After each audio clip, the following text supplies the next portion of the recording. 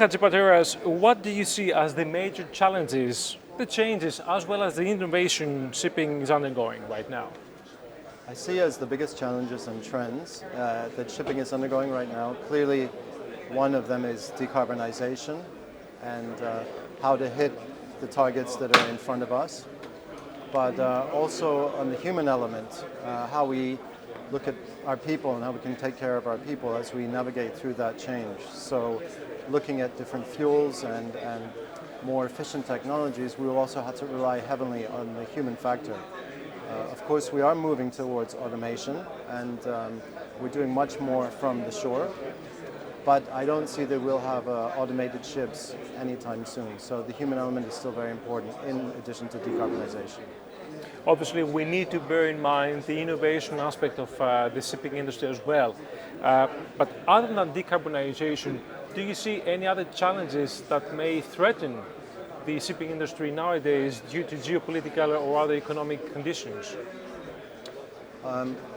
Blacklisting of some countries, as we've seen now with the Russia-Ukraine crisis, perhaps could have a drying up of some funding sources depending on where banks choose to finance because of perhaps increased volatility in the energy markets.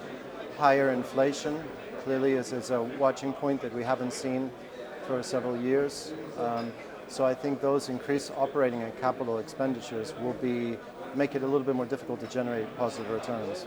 Mm-hmm. Now, when it comes to Greek shipping, how do you think that this looks in the next chapter? What's going to lie ahead, if you like?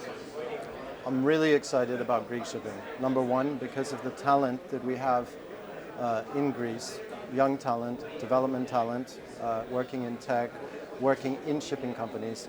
So I think now with Brexit and other conditions, we have the brain drain fading and we have more and more people staying here locally to work in what is one of the best industries here. So I'm positive on that.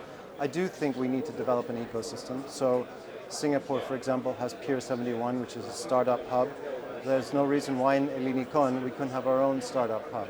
We do have the startups like Signal, like Harbor Lab, but we should have an ecosystem that supports them both, let's say, from the government and the private side. As far as the Greek shipping goes, this is one of the biggest fleets in the world. Yes. It's about 25% of the world fleet. Yes. How does that make you feel, and what is the message that actually comes across, especially in the current economic and geopolitical conditions? I think it's a commitment to the sea. It's a commitment to the industry. We've seen now in Europe, for example, in my business, LPG, 4 to 5 additional demand for LPG ships to bring energy to Europe to replace perhaps what was delivered via pipeline before. So it helps kind of stay relevant and help with this energy transition. And I think that it shows Greece's commitment to the business, but it's also dependent on a stable framework, as was said in one of the earlier panels. So it's here, but if there are challenges, it can move elsewhere, and that's why we need to develop the ecosystem to really ground it here and have deeper roots even.